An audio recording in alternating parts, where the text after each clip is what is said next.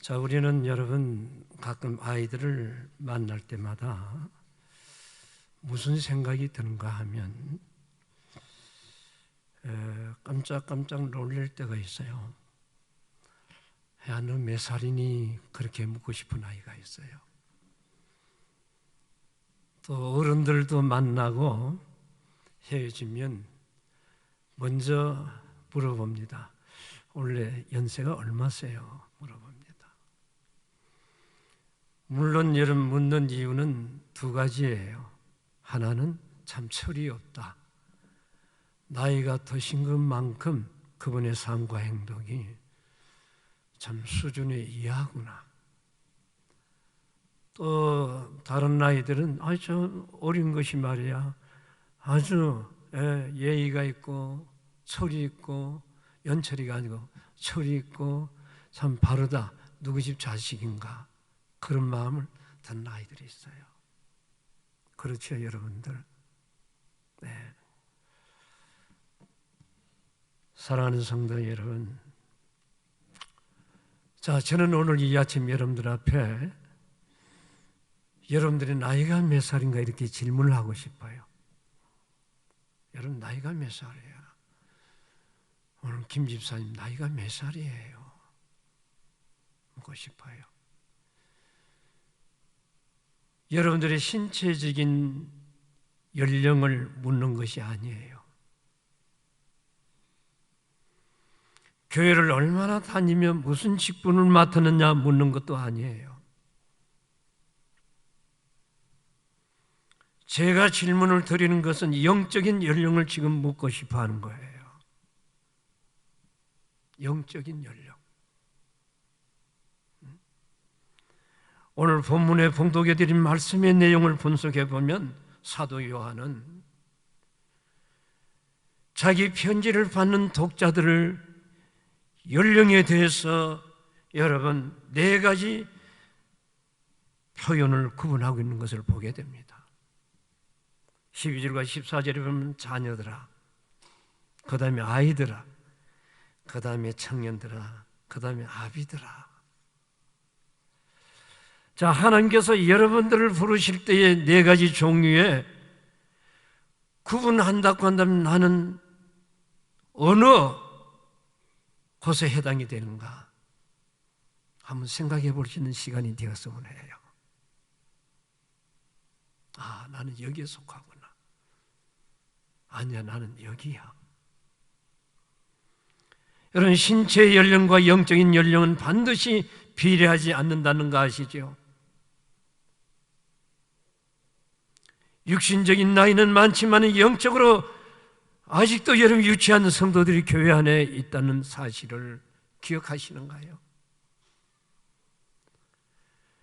육신적인 나이는 어려도 영적으로는 매우 성숙되어 있는 자격을 갖추어진 성도가 여러분 있다는 사실. 저는 가끔 우리 청년들과 우리 아이들과 또 우리 성도들을 뵐 때마다 깜짝깜짝 놀라는 분들을 만나게 됩니다. 야, 좀 저렇게 예의가 있어. 저렇게 어떻게 규범이 갖춰져 있는 인격과 삶 풍미가 있을까? 그러면서 여러분 그 앞에 무릎을 꿇고 배우고 싶은 마음이 이 속에서 일어나는 거야. 이것이 저희의 솔직한 여러분 고백이에요. 나는 너 앞에 목사지만은, 나는 집사님 앞에 설교하는 목사지만은 나는 당신보다 못해요. 참으로 내가 당신 때 그와 같은 모습은 배우고 싶어. 그와 같은 감동을 받고 그와 같은 생각을 가질 때가 여러분 얼마나 많은 줄 아시나요? 우리가 하나님의 자녀를 태어나는 순간부터 시작이 된다고 하는 것. 신앙이란 무엇인가? 교회에 출석으로 말미암아 시작되는 것이 아니라 세례를 받고 직분을 받고 종교에 대한 지식을 익히는 것이 신앙이 아니에요, 여러분. 거듭나는 순간부터 시작이 된다는 거 아시나요? 요한복음 3장 3절에 예수님은 니고데모 그가 주님 앞에 찾아왔을 때에 뭐라고 말씀하신 줄 아시나요? 내가 진실로 진실로 너에게 이르노니 만일 사람이 거듭나지 아니하며 하나님의 나라를 볼 수가 없느니라. 자, 여러분, 이 질문으로 종교적인 대화가 시작이 되어지는 거예요. 그러므로 저는 여러분들에게 종교적인 배경과 종교의식적인 역사와 신앙적인 연륜이 어느 정도인가를 묻지를 않습니다. 다만 여러분들이 참으로 거듭나셨는가를 듣고 싶은 거예요. 여러분들이 과연 거듭났어요? 왜냐하면 거듭나지 않냐고는 자녀된 삶을 시작할 수가 없기 때문이에요. 거듭나지 않으면 하나님의 뜻을 알 수가 없습니다. 우리가 거듭났을 때만이 십자가의 의미를 발견하고 예수님만이 내 영혼을 구원할 수 있고 유일한 분이라는 것을 깨닫게 되기 때문인 거예요.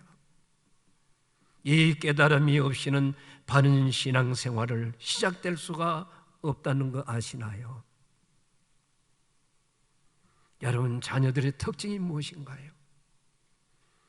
12절 말씀에 자녀들아 내가 너에게 서는 것은 너희 죄가 그의 이름으로 말미암아 사함을 얻음이라고 했습니다.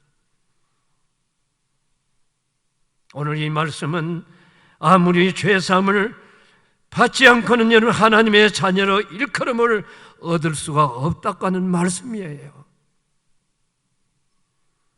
그러므로 사도 바울은 이런 고백을 하게 된 거예요. 에베소서 1장 7절 말씀에 우리는 그리스도 안에서 그의 은혜의 풍성함을 따라 그의 피로 말미암아 구속고 죄사함을 받았다고 간증하는 거예요. 우리의 죄는 종교적인 생활을 통하여 용서받을 수가 있는 것이 아니에요. 또한 도덕적인 노력의 윤리적인 여러분 결단으로 용서될 수 있는 것도 아니에요. 오로지 예수 그리스도 한 분만이 나의 죄를 짊어지시고 십자가에 흘리신 그 보배로운 피만이 나의 죄를 구속한다는 사실을 깨닫고 영접할 때에 비로소 하나님의 자녀가 된다고 성경은 말하는 거예요. 이것이 바로 우리의 영적 생활의 출발인 거예요. 오늘 주님께서 여러분을 보시면서 자녀들아, 자녀들아 이렇게 부르시기에 합당한 자리에 여러분들이 놓여 있는 거예요. 주님이 오셔서 내 자녀들아, 그런 오늘 여러분들이 그 자리에 놓여 있는 거예요. 사도 요한은 생각할수록 그 자신이 하나님의 자녀가 되었다는 사실이 얼마나 감격스러웠는지. 요한일서 3장 1절에 이렇게 고백하고 있습니다. 보라, 아버지께서 어떤 사랑을 우리에게 주사 하나님의 자녀라 일컬음을 얻게 하셨는고. 요한복음 8장 44절에 그의 피로 말미암아 하나님의 자녀로 삼으셨다고 성경은 말합니다.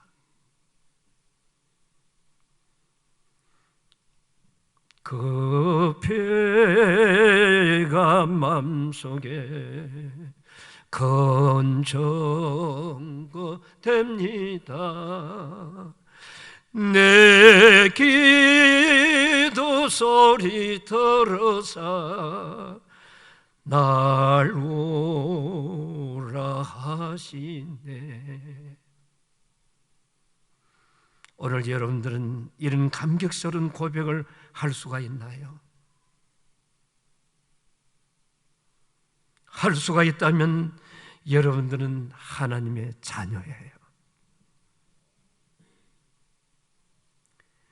둘째는 아들이라고 하는 호칭이 나옵니다. 여기서 아들이라고 하는 단어는 아직 미성숙했다 그 말이죠. 아직도 잘한다 그 말이에요. 경험이 부진한 인생을 가르치는 말이에요. 그러면 이런 신앙의 아이들의 영적인 특색은 무엇인가? 14절 말씀에 너희가 아버지를 알았음이라고 말합니다. 여기서 알았다고 하는 이 단어는 누군가가 가르쳐 주지 않은데도 불구하고 아버지를 알고 있었다 그 말이에요. 누가 그분이 나의 아버지라는 합법적인 문서를 제공해 주지 않아도 나에게 퀴트를 하면서 가르쳐주는 그 은혜가 없어도 내 본능과 내 체질과 내 피가 나를 향하여 소리를 치면서 저분이 너 아버지야.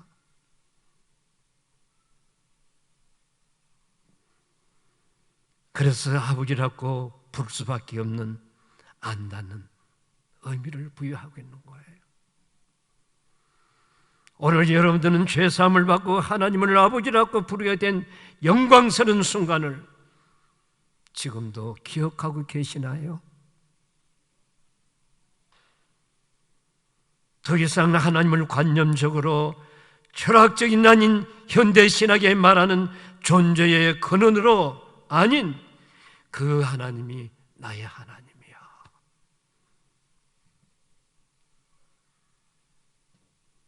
여러분 그렇게 부르시고 있는가요?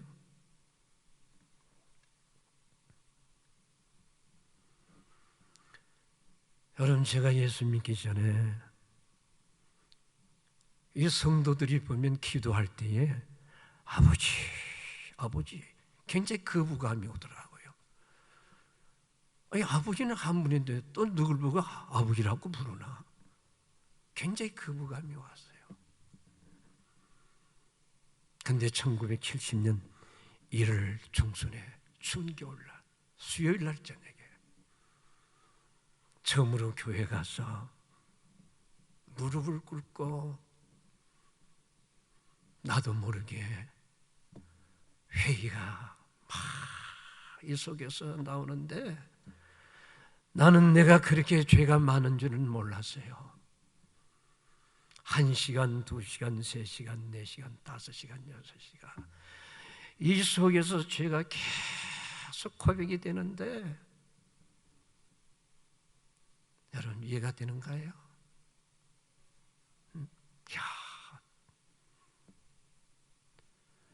그때 여러분 나이가 몇 살이에요 여러분? 군 생활이었니까. 그러면서 여러분 하나님을 나의 아버지라고 고백이 되는데 그러면서 두 눈에서 눈물이 쏟아져요.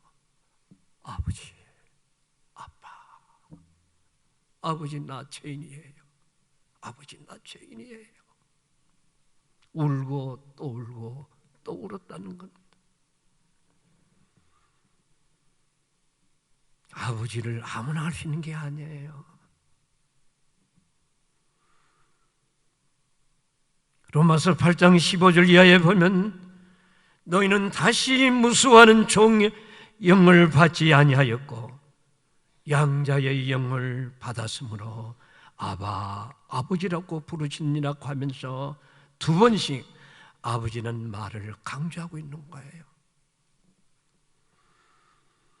얘들은 본능적으로 아버지라고 부르기 시작했습니다.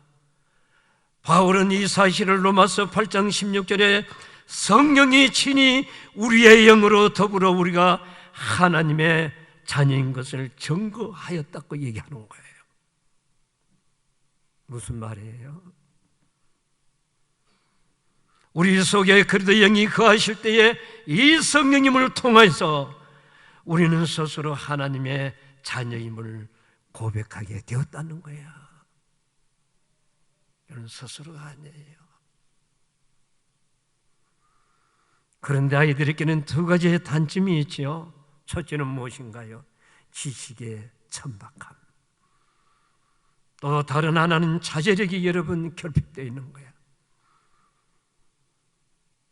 그래서 아이들에게는 무지에서 오는 교리적 위기와 자제력의 결핍으로 인해서 윤리적인 위기가 그들 앞에 찾아온다고 하는 것.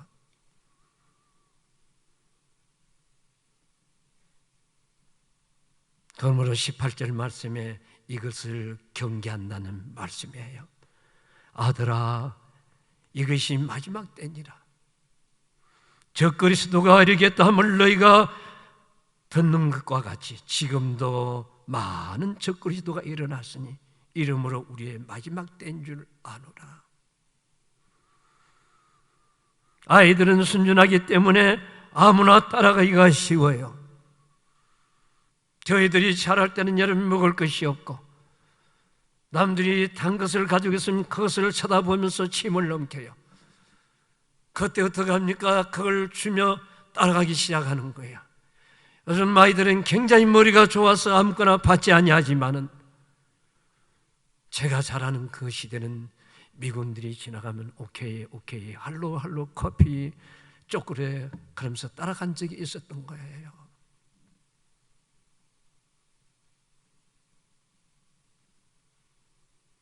그래서 여러분 아이들은 순진하고 어리기 때문에 단순하기 때문에 아무나 따라가기가 쉬운 거예요. 잘못된 함정에 빠지기가 쉽습니다. 그러므로 종교적 관심과 열정으로 아무 것이나 받아들이지 말고 따라가지 말라다 성경은 우리에게 경고하고 있는 거예요. 아무 때나 시도 없이 때도 없이 아멘, 아멘 하지 말라 그 말이에요.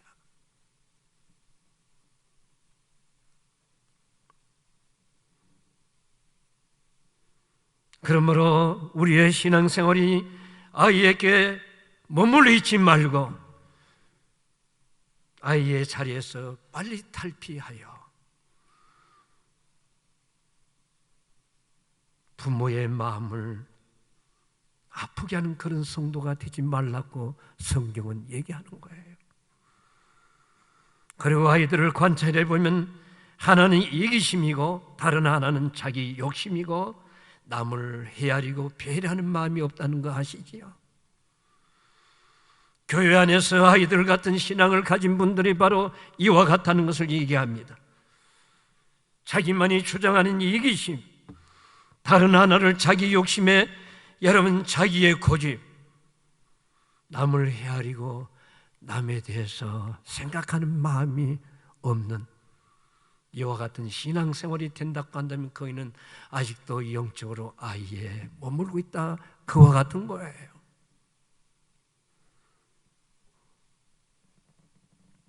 그러므로 바울 사도는 고린도 교회를 향하여 고린도전서 3장 1절 말씀에 너희는 그리스도 안에서 어린아이구나 영적인 유학에 있음을 질책했습니다. 영적 유학에서 벗어나기를 바울은 간절히 그들 앞에 원했던 거예요. 오늘 사랑하는 성도 여러분, 여러분들의 신앙이 아이에 머물고 있다고 한다면 빨리 성숙의 단계로 옮겨져야 될 거예요. 셋째는 청년기의 유형인 것입니다. 청년은 인생의 꽃이라고 하는 거예요. 청년이라고 하는 말은 여러분 힘이 있다고 말이에요. 청년들의 특성은 여러분이 힘이 있어요. 강력함과 이것이야말로 청년의 보람이요 청년들의 영광인 거예요. 그럼 이 힘은 어디서 날까요? 사도 바울은 신앙의 아들 디모데에게 이렇게 고면합니다. 디모데후서 2장 1절 말씀에 내 아들아 누가 그래도 예수 안에 있는 은혜 속에서 강하고 강함이 어디서 나오는 거예요? 은혜 속에서 강하라는 말을 얘기하는 거예요.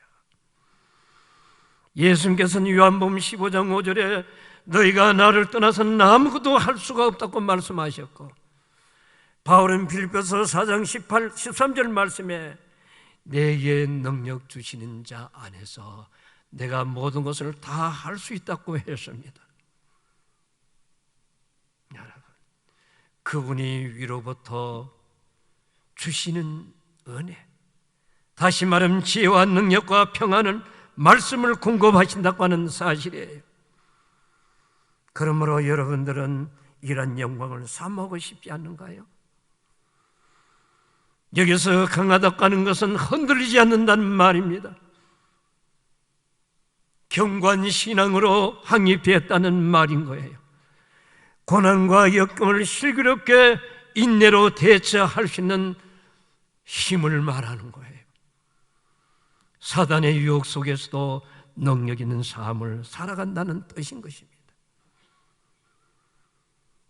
여러분, 이와 같은 강함이 또 어디서 올까요? 골로새서 3장 16절에 그리스도의 말씀이 너희 속에서 풍성히 거하게 하라고 당부하고 있습니다.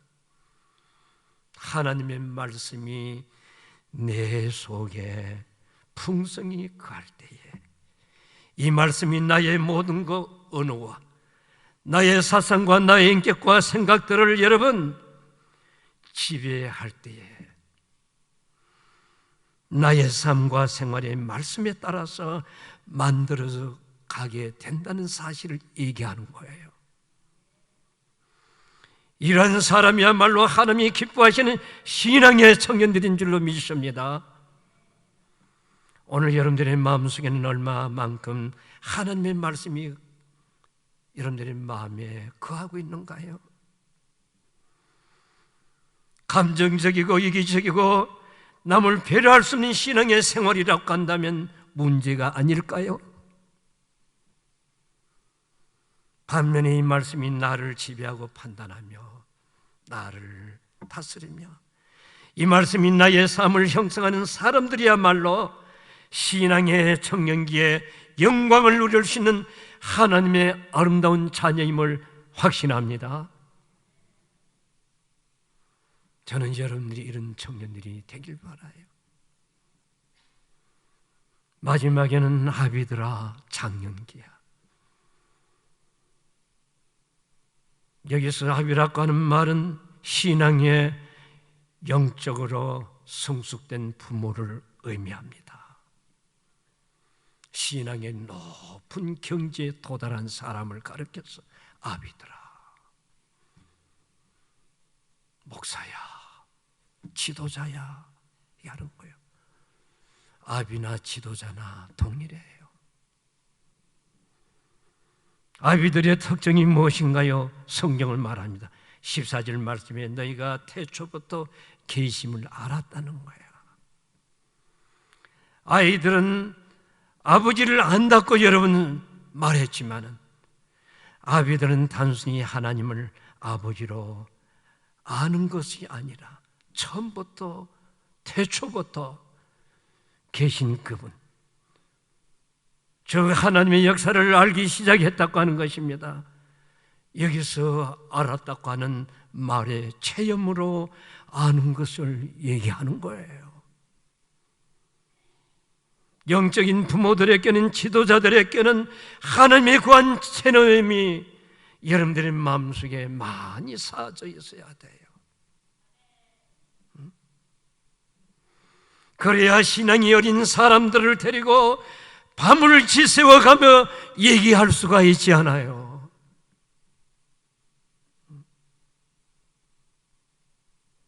무슨 얘기인가요? 나와 함께 하신 하나님, 나의 생활 속에 역사하신 위대한 하나님에 관한 체험들이 여러분 그 아이들 앞에 들려줄 수가 있지 않아요. 윌리엄 사상가 토마스 칼리는 자기가 살고 있는 마을에 젊은 목사가 부임을 하게 되었습니다. 그래서 교인들 앞에 인사하는데 무슨 말을 한 줄 아세요? 교인들이 우리 동네가 요구하는 사람, 우리 역사가 요구하는 지도자는 하나님을 소문으로 아는 사람이 아니라, 하나님을 공부해서 아는 사람이 아니라 하나님을 체험으로 알고 있는 그 사람을 우리는 요구해. 그런 사람을 우리는 알기를 원해. 아멘인가요? 왜요?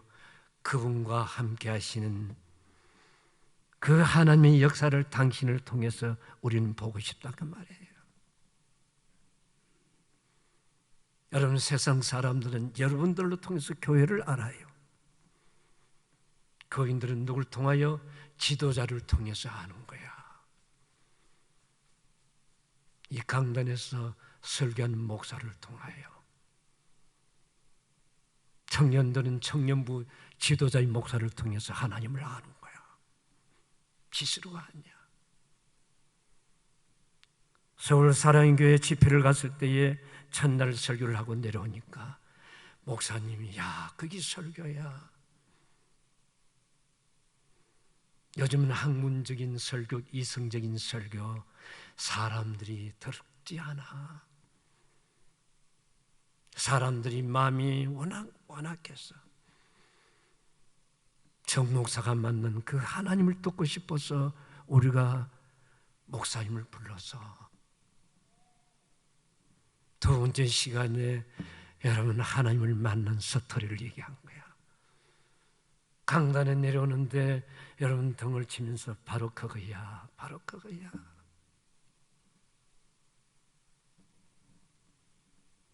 오늘 여러분들이 알고 있는 하나님과 예수님은 어떤 분이신가요? 내가 역경에 처할 때에 붙들어 일으키신 하나님의 능력이 여러분들의 생애 속에 있는가요? 기도하며 하늘문이 열려 응답하시는 하나님의 위대한 손길을 여러분들이 체험하셨는가요? 밤을 지새워가며, 아니 일주일 두고도 다함이 없는 하나님에 관한 얘기를 여러분들의 마음과 생활 속에서 쌓여 있는가요?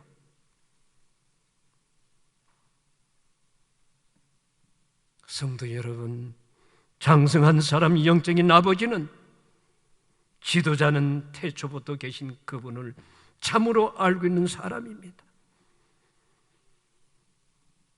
바울 사도는 예수 그리스도를 알자마자 마음속에 깊은 소원이 있다는 거 아시지요? 그게 바로 예수님을 알고 싶어한 갈망이었어요. 주님을 알고 싶어한 갈망이 있었습니다. 빌립보서 3장 10절에 그는 이렇게 고백을 합니다. 내가 그리스도와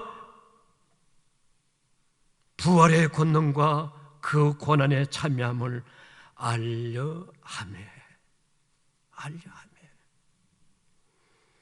여러분, 바울이 그리스도를 모르는 사람인가요? 아니에요. 그는 이미 그리스도에 관한 객관적 모든 지식을 습득하고 아는 사람이에요. 그렇다면 더 알고 싶은 것이 무엇인가요? 뭘 더 알고 싶었을까요? 사랑하는 그분의 인격을 알고 싶었어요. 그분의 능력을 알고 싶었고, 그분의 지혜와 그분의 성품과 사랑을 더 알고 싶어하는 이 갈망이 바울 마음속에 사로잡았던 거예요.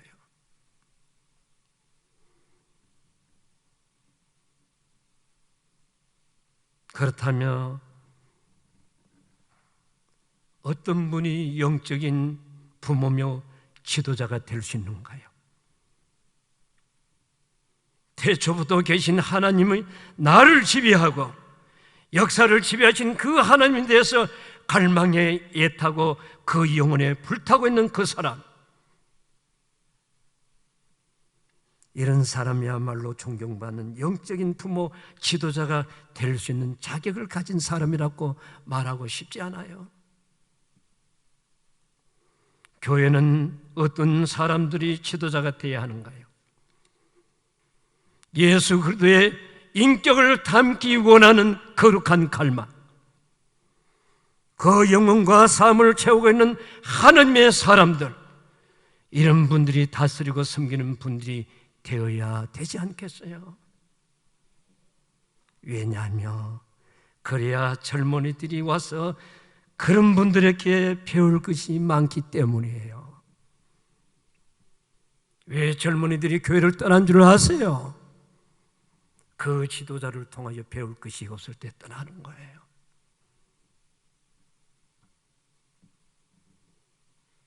여러분, 얼마나 여러분은 심각한 문제인가요?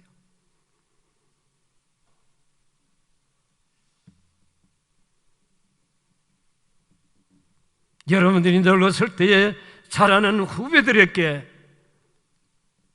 자라는 손자와 자식들을 앉혀놓고 내가 평생 경험한 그 하나님을 두고두고 이해하고 가르치는 영적인 아비들이 충만할 때에 그 교회야말로 위대한 영적 성숙함이 가득한 교회라고 말할 수가 있는 거예요. 결론을 드립니다. 주님의 교회는 아이들이 필요합니다. 청년들도 필요하고요. 그러기 때문에 더욱 필요한 것은 무엇인가? 존경할 수 있는 아버지 상과 어머니 상을 가진 훌륭한 부모, 지도자가 있어야 돼요. 그러므로 여러분들의 신앙과 우리의 신앙이 자라야 되는 거야. 어디까지 자라야 되는가요? 우리의 영화로운 면류관을 얻고 주님의 인격을 깊이 닮아가는 그 삶이 우리의 인격 속에서 부각된 그 순간까지 자라야 되는 거예요. 이제 여러분들의 신앙의 연령은 어디에 속하는가요? 아이인가요? 어린아이들인가요? 청년들인가요? 그렇지 않으면 존경받고 신뢰받는 아비들인가요? 당신만 보면 하나님이 살아계신 것을 나는 볼 수가 있어. 그런 사람인가요? 당신과 몇 시간이라도 밤을 새워가면서도 당신이 믿는 하나님 대해서 나는 얘기를 듣고 싶어. 그런 여러분들인가요?